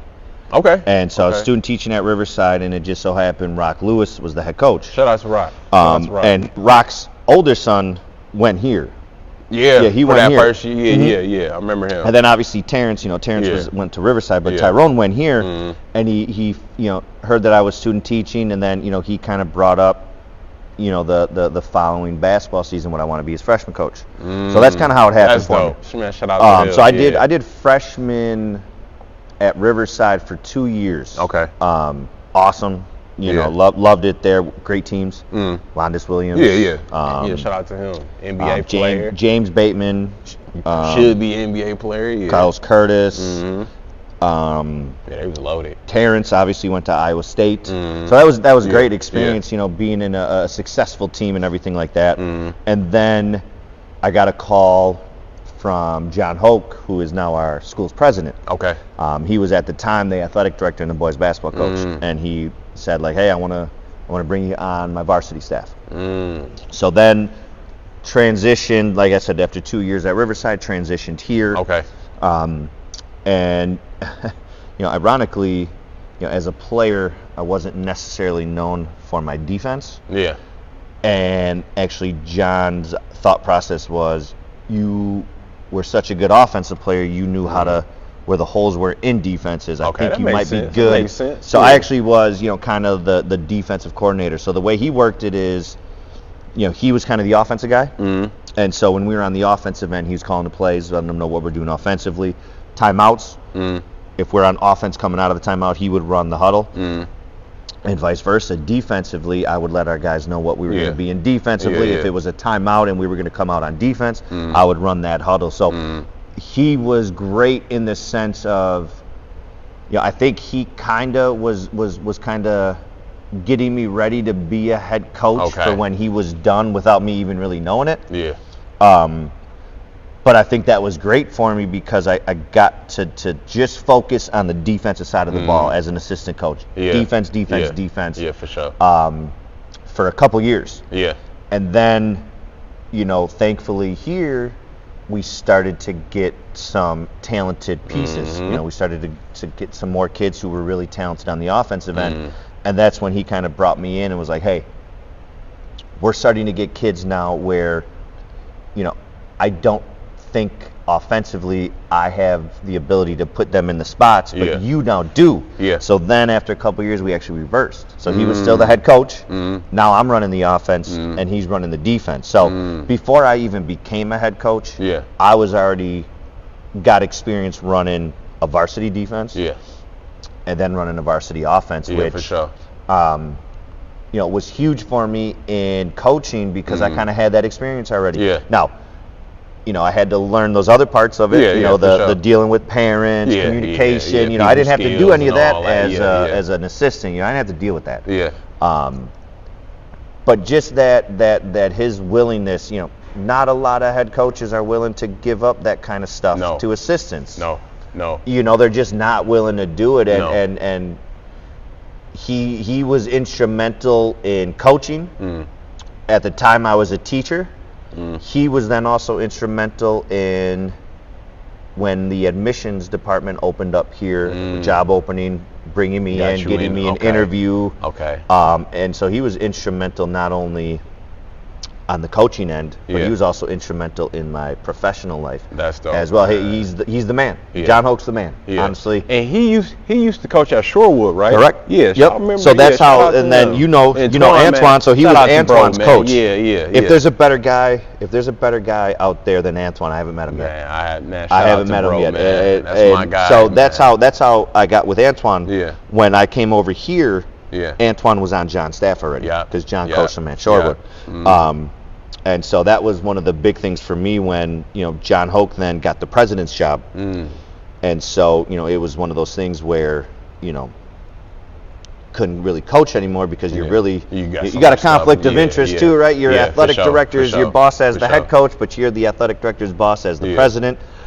So he did one last year, and I was so happy for him because his last year, we made it to state that year. That's dope. And so that was his last year. Made it to state. We won conference. So I was so happy because he's a super dude. And I was so happy for that success because, to be honest with you, I came over here in 15. We had great kids. We had kids that worked hard, but we didn't see a ton of success in terms of the wins-loss record. And so to have him be able to go out with the conference championship, run to state was awesome.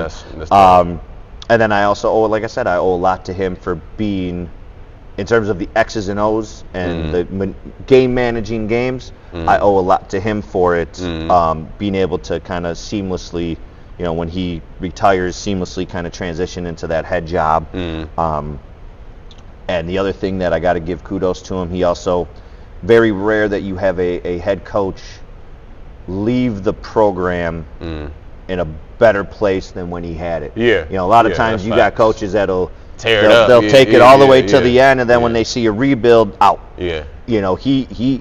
He left me with a ridiculously talented roster. I say it not because I was the head coach, because like I said, as the head coach, all I did was try to put these kids in the best position possible. They did the work. But I say that team last year was, if it's not the best team in school history, it's got to be top 2 or 3. And that's the best team in school history. I don't want to downplay those 88 guys. Those 88 guys were the first ones. Like those 88 guys got the first school state championship. Had a kid go to Marquette. Joe Krzyzak went to Marquette. But it's got to be, if it's not one, it's got to be 2 or 3. And again, he left the program to me in a position where it was just better, when he left it than what it was in the first couple of years. Mm-hmm. So let me ask you this, bro. You get back to your alma mater. What was just the feeling of just, man, I used to play here, now I'm coaching here. What was that feeling, man? It was cool. It was cool because this is a special place, man. It's a very close-knit school, right? It's on the south side of Milwaukee. Less than 600, so we're not super small, but we're small enough where, like, if you graduate here, like you're a Cavalier. You can come back. We pride ourselves in that family, close-knit atmosphere. So to be honest with you, it felt just like kind of riding a bike again. You know what I mean? It was just like, this is my second home, basically. I mean, high school. I remember coming here as a kid, on some of those really, really good early 2000 teams, Kyle Knipple, Anthony Malachnik, coming and watching the games as a 7th and 8th grader. And so playing here 4 years, and then on top of it, in the summers during college, I would come work out here. So I was always here. So it just felt nice to be back and coaching and giving back to a school that gave me so much. Yeah, for sure. And now let me ask you this, bro. In terms of playing and then coaching, how was the transition, and how did you go about, okay, I used to play, I played all these years, now I'm a coach. What were some things it took you just time to get used to, being on the coaching side opposed to playing? The biggest thing was just understanding that, these kids that were coaching, they're giving me the effort, but it's like, hey, guess what? Maybe they can't do the things that I was able to do. Maybe they can't do the things that my teammates were able to do. So that was kind of the biggest adjustment, is like, hey, these kids are giving 100% effort. As a coach now, hey, maybe they can't do the thing that I'm expecting them to do that I was able to do. So now I got to reconfigure this, right? I got to put them in a different spot, teach this a different way so that they can find success. So that was the biggest thing, was, because I was fortunate to have such success as a player.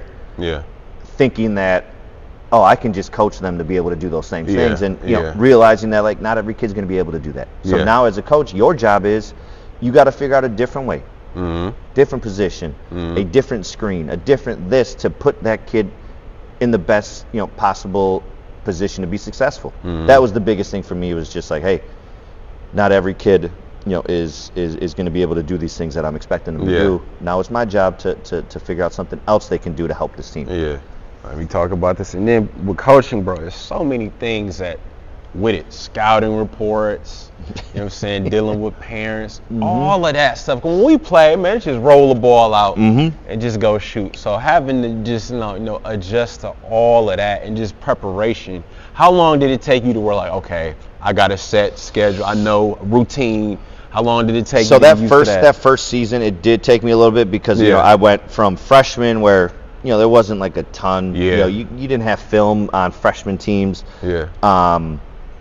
So it took me a little bit when I come here, and now I'm running the defense. Now I got to watch film on who we're playing. Right. So, like, I never did a scouting report before. So, but honestly, once I got the hang of it, understanding, like, hey, let's figure out, first of all, A, what type of offense are they running? Right. Let's just figure that out first, and then B, the second time we watch through this, let's try to see some tendencies they like to do. So the biggest thing in general was just figuring out how to even just construct one, just because I never had to. When in college as a player, right, the scouting report was just given to you. And constructing it, not in the sense of, you put the starters and what their strengths are, and but where do you start?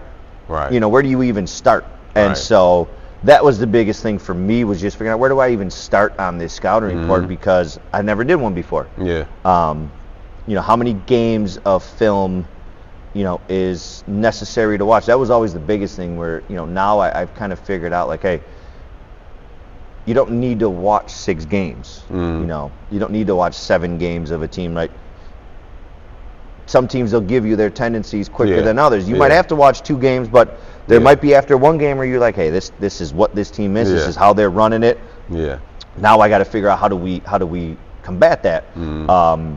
So that was just the biggest thing for me, man, was just, where do I even start with a scouting report? In terms of the other end with, like, parents, honestly, I'm in a lucky spot here. We don't really have to deal with too much politics here. I don't deal with too many issues from parents. I think the one thing that we do well with our parents is, right away before the season starts, we let them know what the expectations are.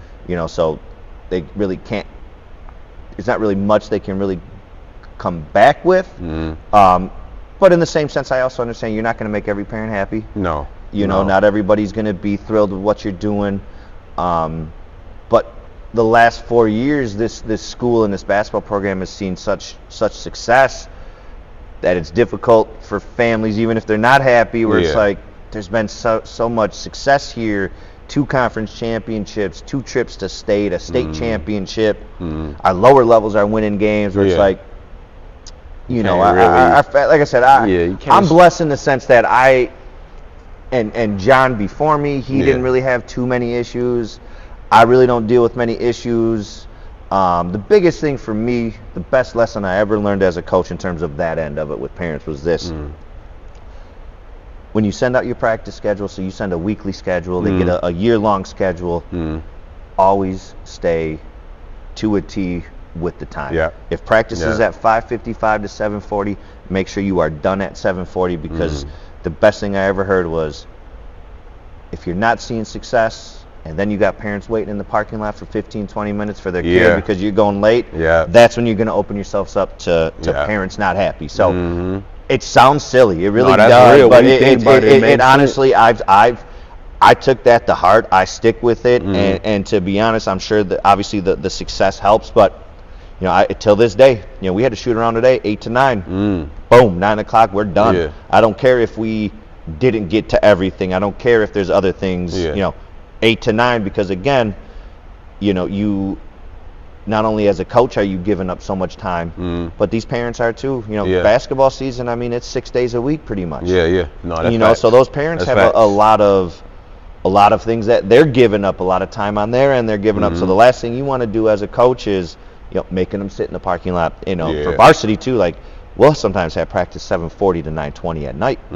Last thing I want is for my families to have to sit in the parking lot till 9:45 because we didn't get through what I wanted to get through on offense, so we're going to go another 20 minutes. So I've just been blessed and fortunate that I'm at a school where we have so much support from the parents, where I really don't have to deal with those too many issues. That's dope. That's dope. So I'm gonna have you walk through, because last year y'all won state. Shout out to y'all. But I don't want to just talk about just the last season. It was a process. You know, those Amari, Sekou, they started here as freshmen, right? Both. So Amari freshman, Sekou came in as a sophomore. So walk us through Amari's freshman year to getting to state and winning state by their senior year. Walk us through with that team. Absolutely. So that process. So bro. Besides Amari and Sekou, you know, that senior class was ridiculously talented. So, you know, you had Kyle Olivo, who is now a scholarship baseball player at Iowa. You had Evan Olson, who's playing at Carroll College now. We had a 6'7" big who's at Concordia come off the bench for us. And then we had, you know, later on, I'll get to that, we had another piece come in. But just those main guys, their freshman year, so Amari plays varsity freshman year, obviously. Okay season, right? We have some sophomores who we're kind of looking at it like, hey, this is going to be build up. This is going to be build up. So an okay season, 8 or 9 wins, 10 wins, something like that. And we're thinking like, hey, you know, this sophomore year we should be pretty good. But hey, junior year, it's really boom. And then, you know, Sekou comes in sophomore year. Where did he go? Okay. So Mesmer. So he came in sophomore. So him and Amari played AAU, close friends. So he comes over to us sophomore year. Now we're like, I mean, we just added a 6'8" big, a pretty talented 6'8" athletic big. So now we're like, okay, well, you know, maybe the expectations for this sophomore year need to be a little bit bigger. We thought, you know, like I said, 8, 9 wins that freshman year. We thought maybe, hey, if we can get 15, 17 wins, hey, that's not bad. This is really good. Well, you know, early on in the season, you know, we play some teams that typically would kind of get 20 ball us. All of a sudden, you know, we win. We're like, oh, okay, now we maybe have to adjust this. This might be a 20-win team. Moving on, right? Those guys are getting better. That grade above them are getting better. We have a senior shooter, lefty, Drew Rindell. You know, he's a senior while those guys are sophomores. Evan Olson now is a full-time starter as a sophomore. And the other two, Kyle and Stefan, right? These guys are still on JV, so they're not even on this sophomore team. And we're beating teams that we maybe weren't expecting to. We're like, okay, we'll adjust this. Well, all of a sudden we're playing St. Joe's for the conference championship, and we're like, okay, this, maybe we can get to sectionals. We can get to sectionals. We can get to a regional championship. Yeah. So then all of a sudden, we first playoff game, right? We have the bye on that Tuesday. So that Friday, the situation happens with Howard Fuller, where now we have the court case, right? Everything works out there. We're able to continue to play. All of a sudden, we go on a Friday, beat a good Brown Deer team. Yeah. Then we go beat a good Dominican team, and now we're playing on to go to state against Bigfoot, and we're like, whoa, we might be able. We might be going to Madison here, and we end up beating Bigfoot. Then obviously we run into a buzzsaw, Lake Country Lutheran that year. They won it that year. They had a stud who ended up walking on at Wisconsin. So then John then retires, right? He gets the president's gig. So now you the guy now. Amari, Sekou are juniors. Kyle Olivo and Stefan are up from the JV as juniors. Evan now is in his second year, and we add a talented transfer sophomore from Hope Christian, Canary Par, who Hope Christian closed down. So he's looking. So he comes over by us. He flawlessly steps right in. And the senior class at that point was pretty good, pretty talented. And unfortunately, we drop a couple of games to a really, really good St. Cat's team in conference, right? So we're thinking we're going to repeat as conference champs, right? We won it the previous year. We got almost everybody back. But I think that might have been the best thing for us, because then the nice thing is you lose those games. We lose a tough game, early in the season to MAS. Shout out to them, man. Coach Keys runs a great program. Now, though, we play St. Cat's in the playoffs, third time, right? Yeah. Get them. We get them. Okay. We get them in that's the sectional semis. And then, we run into a sectional final against a really, really good MAS team, going to overtime, foul trouble, right? They made some tremendous plays. We come up short. So we win conference, go to state as sophomores, right, that year. And then the next year, we don't win conference and we fall short of state, which I think was the biggest motivational factor going into their senior year. Now they're seniors. Canari's a junior, and load up on the schedule. Load up. My thought process is we're loading up. We're going all out here. This is. We told the kids what the expectations were, but in my mind this is a state championship or bust. Yeah, for sure. We go 14-0 in conference. Run through that. And tremendous conference. Every single team in this conference is well coached, which to go 14-0 is no slouch. That's crazy. Only loss during the season was to Wisco. Okay. Knipple, Dillon. Right, Knipple and them. We lost to them by 10 at the Concordia shootout. Teams that we beat that year that were fantastic teams: Nicolay, Whitnall, St. Cat's, Dominican, St. Joe's. This is what I tell people about our conference. Think about our conference. Last year, St. Joe's was 4th, 5th, middle of the conference. They go to the Division IV state championship. So we were well prepared. Come playoff time, right? We win that first game on a Friday. Play a very, very good St. Cat's team in a regional championship on our home court. Close game, and we go on. That team last year, man. They just had such an ability to go on runs. We could go on a 14-0 run like that.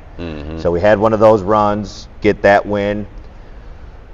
And then, based off of the seedings, right, it's geographical, I get it. We got to play MAS not only in the sectional final this year, it's a sectional semi. So it's not even to go to state. Play them in a sectional semi, fantastic game. We're fortunate enough to come out on top. Then we play a sectional final against another extremely talented Carmen team. Oh Dupree, yeah. Shout out to Miko, Pre, right? Dupree, he had, yeah. he's a fantastic coach, fantastic player too. Yeah. And his son's a fantastic player. Both of his sons. His oldest son at that point was kind of the guy for them. Yeah. Another guy they got it. I don't think it's enough credit right now. He's still there. Javante Edwards. Oh yeah. Shout out to Tay. Shout out to Stud. Tay. Yeah. Fortunate enough to get past them. And then the best thing that I had that I was fortunate enough with that team is I had a very, very hungry, motivated, mature team where they knew this trip to Madison, this is we left Wednesday, played Thursday, rested Friday with practice, so Saturday, this is a 4-day business trip. Yeah, this for is sure. business Ain't trip. No playing around. Right. So, we went out to eat a couple times here and there, but I said it, but I didn't even need to. They knew, hey, we're not going here to go see you guys on Friday when we have the day off. If we can win on Thursday, on Friday, we're not going to go see all this cool stuff. You're staying in the hotel. We're watching film. So, we get to state. A little bit slow, right? You play in good teams, right? Any team that makes it to state, that Final Four is all good. Yeah. So we play a very, very talented Prescott team.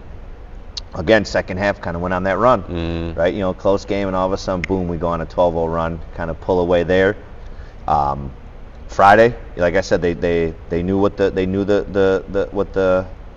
end result was needed to be. It needed to be a state championship. Yeah, for sure. So Friday, we practice, we watch some film, and then the guys hang out in the hotel watching the I believe Pewaukee or Wisco Nicolay play that day. The D2, D1 games were going on, and then Saturday was a shoot around, and Saturday then it was the game, and we played an extremely talented Lakeside Lutheran team, well coached. They got that sophomore who's now a junior, Ron, 6'7" kid, scholarship level kid at some level. Point guard was extremely talented, well coached, just an extremely well coached team. Down 3 at half, but again, it was such a mature team that we went over what the adjustments were at a lot of games throughout that year, but they knew what the adjustments needed to be anyways. It was just kind of me reaffirming to them, you guys know what the adjustment is. I'm telling you, you're right on that. Yeah. We need to go execute. Yeah. We execute, end up winning by 11 or 12. That's dope. It was one of those. It was one of those things where I think for us that year, because it was kind of a letdown to not make it back there that year before. Don't get me wrong. It was a lot of joy in that locker room, but honestly, it almost felt like a sigh of relief, or everybody was expecting it. Yeah. And then especially everybody was expecting it when we got there. We were the 1 seed of the 4 teams there, where it was kind of we did what everybody was expecting us to do, because it would have been, I think it would have been even a bigger disappointment for. There's never a disappointment to go 20, whatever we were, 23-1 for the regular season and win conference 14-0. But those guys were so motivated, and that team specifically was so motivated that I think for us as the basketball team of that year, it would have been a disappointment to not win it. And let me ask you this, bro. You have a roster that talented, 2 D1 kids, a couple kids who went D3, a couple kids who went D3. How do you what's the tactics you use to keep them level-headed and kind of keep them to where they listen to you? Because I'm pretty sure y'all could have won a lot of games just off talent. Y'all just better. Oh, yeah. So what did you do to get them to buy in and do what you say? So they were coachable kids to begin with, and I think a big part of that was the culture that John Hoke had installed, and they were part of that. Those, especially Amari and Sekou, they were part of. Amari was part of 2 years with John. Sekou was the last year of John. So that culture was already built in. But there was always that motivation at the end of the year, right? I take over their junior year. Yeah. We had lost in the state semis, right? So it was you don't have to be a rocket science. Hey, we got something to work on here. We weren't, we weren't good enough to win state. Yeah. And then that junior year, right, we don't even make it to state. So now the motivation is there, where it's they're hungry, they're motivated. So, And the other thing too is I was on staff with John, so it's like there was already that familiarity, right? There was just continuity going on. You know, at that point I was running the offense, so offensively nothing changed there. You know, defensively nothing really big was changing there. Some tweaks here and there, but you know, it was just kind of that continuity that they were used to, and then the fact that they were hungry, the fact that they were comfortable with me, and you know, I always told them like, hey, I'm going to coach you hard, but I'm going to coach you fair. Yeah, for sure. You know, I was extremely difficult on those kids, for but sure. It was because that realistically, there's maybe in each division every year, maybe 10 or 11 teams that realistically have a shot to make it to Madison and win a state championship. And we were, you know, fortunately, we were one of those 10 where it's like, hey, fellas, this is going to be an extremely difficult journey. You know, this is what to expect. And like I said, I think they had the trust that the staff knew what was successful for us and what wasn't. And so that was a big thing is they had the trust in us and the hungry and the motivation. That's dope. And let me ask you this, and like, awesome job. But when you got talent like that, 2 D1 kids like that, how much of it is, okay, I want to put this scheme in, I want to put this offense in, but I also got to give y'all a leash to just go. So what was the balance to figure that out? Because you don't want to have them just doing whatever they want, but at the same time, you don't want to hamper their game. So we had that offense that when I took over, we ran that offense. So it was a 4-out, 1 in. Still run it till this day. Okay. So they knew that I wasn't putting box around their game. I mean, you know, Sekou 6'8", you know, we would post them up from time to time, but we just didn't put them in the post. You know, we played, because as a player, like I said, I had coaches that were willing to let me play my game and not box me in. I was able, I already had that where I knew not to do it, where, you know, the model that I always had is like, you know, right now, offensively, collectively, with all the talent we had, we had a Ferrari. You don't go 10 miles an hour with a Ferrari, right? You're getting a Ferrari, it's to go all out. So it's like, you know, we're going. You know, these kids play better up and down, but they were smart enough and they were good enough and we were talented enough that if we didn't have that, something quick, you know, we ran good half-court offense. Okay, good. And the biggest thing that we had is we had guys willing, even though we were so talented, we had guys who were willing to pass, willing to share the ball. You know, we played a game. A team ran a diamond and a triangle and 2 on Amari and Sekou. You know, Evan Olsen had 29. You know, so it was a team that just understood, and they understood each other. They knew who chemistry. They liked each other. They knew if somebody was in a position where they're going to be able, they're comfortable in that position. Somebody got them the ball. Let them eat. That's dope. That's dope. And now, and just in terms of, because basketball is one thing as a coach, you want kids to be good. You want to do what you can do to get them to be the best player they are. But just life skills, life lessons, holding them accountable in school, and just making sure they reaching their potential. How important is that to you? Because basketball doesn't last forever. Like, we both know that we had to stop playing the game at some point. So what do you do to get these kids prepared so when the game does stop, they know what to do? They're not just lost. It's not all on you, but as a coach, it does play a role. You do play a role. Absolutely. The nice thing that I have is before they even get to me on the basketball court, that's already being instilled in them in the halls here. That's dope. You know, that's so dope. The way I look at it is we want to win and we want to be successful, but we want to do it the right way. You know, if I'm getting reports you're disrespectful to a teacher or you're not handing in homework, like I tell the boys all the time, like, I'm going to bat for you guys. This is my program. I'm going to bat for you guys constantly. But when it comes to that, I'm not. You know, if the school's stepping in and be like, hey, so-and-so's not doing what they're supposed to be doing in the classroom, or they're being disrespectful, you on your own. I can't help you. I'm not stepping in. I'm not doing any of that. Like, I'm willing to go to bat for you, but as soon as the school steps in with that, you know, there's nothing that I'm going to do. You know, that you're on your own with that. But like I said, they get it in the halls here. For sure. You know, the expectation here is you're going to do your homework. You're going to be a good student. You're going to be respectful. You're going to do all that. And then, you know, kind of just carries over here. They kind of already have that built in. But I just kind of, as a coach, just kind of reinforce it And then the biggest thing too is just having them understand, there's a lot of correlations with basketball and life, right? Like, hey, more times than not, right, if you're in the workforce, you're going to have to work with other people. You have to be a part of a team, right? Hey, in your life, right, things aren't always going to go your way. We're not going to make every shot. How are you going to react? When you get taken out of a game because you're subbed out, how are you going to react, right? If you're reacting, I tell the kids, if you're reacting with bad body language after you turn the ball over and I take you out, how are you going to react when you don't do something that your boss thinks is a good enough job, right? Because the consequences right now are me making you sit on the bench for maybe 30 seconds longer than you were supposed to. Yeah. But the consequences in about 10 years could be you in the unemployment line. Yeah, that's right. Right, and then now the consequences are much, much more severe. Yeah, that's right. So just trying to get those kids to understand there's tons of correlation to a basketball game, being part of a team, and then when you get into the real world. But like I said, at a school, I mean, you went to Dominican, very similar. At a school like this, I mean, it's installed there so much that I'm just kind of extending it on the basketball court. So 2 more questions, bro. Then we can wrap this up. Tony Mayne, the coach. Tony Mayne, the professional guy, man. What's the plans, bro? What do you foresee in your future?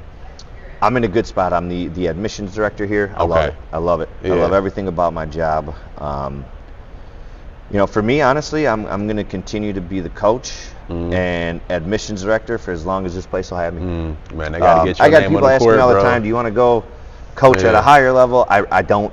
I'm fortunate enough, I have the same group of friends pretty much from kindergarten, first grade on. That's dope. They all have, kids and families that I'm close to. All of my actual family is here. I'm 36. I'm treated well here. Yeah. School is doing well. Enrollment's going up. We have people that want to be here. I have kids, talented kids that want to be a part of the basketball program here. So I'm in such a good spot that honestly, I'm going to be here as long as they'll have me.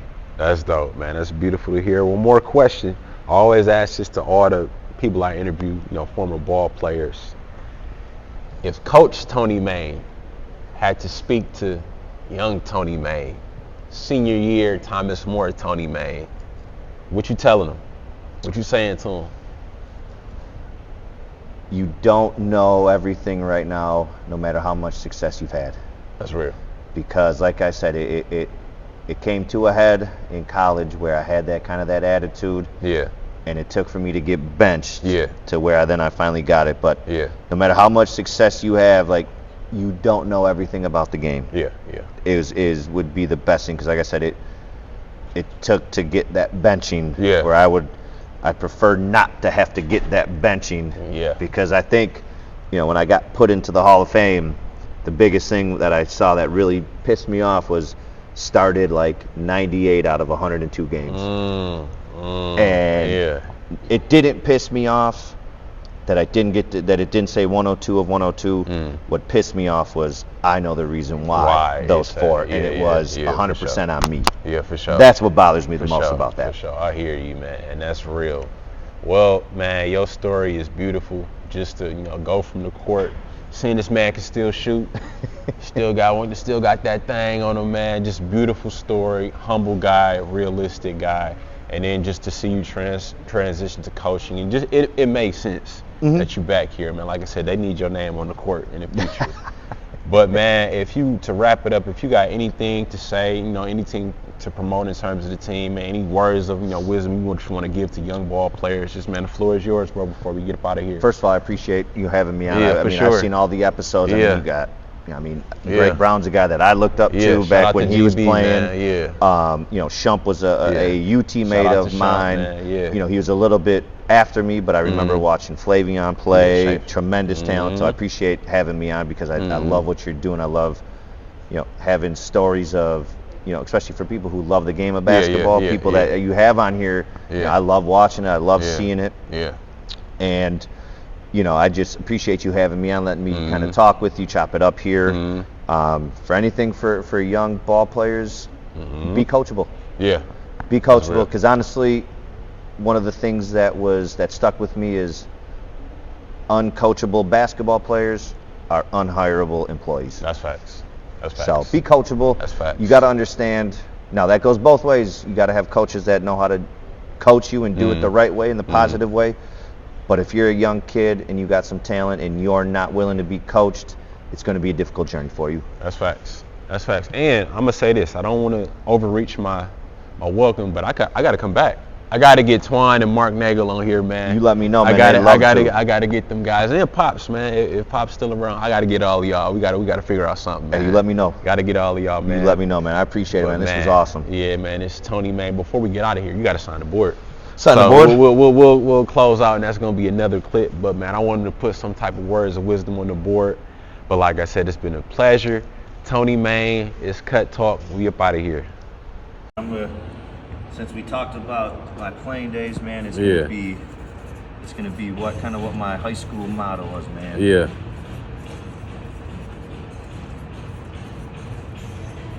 What you guys doing? Oh yeah, I need that. That was the motto for me in high school, man. Shoot Yeah. to get hot, shoot to stay hot. This man still can shoot to get hot and stay hot, man. I appreciate you, brother. Man, I'm just thinking about it.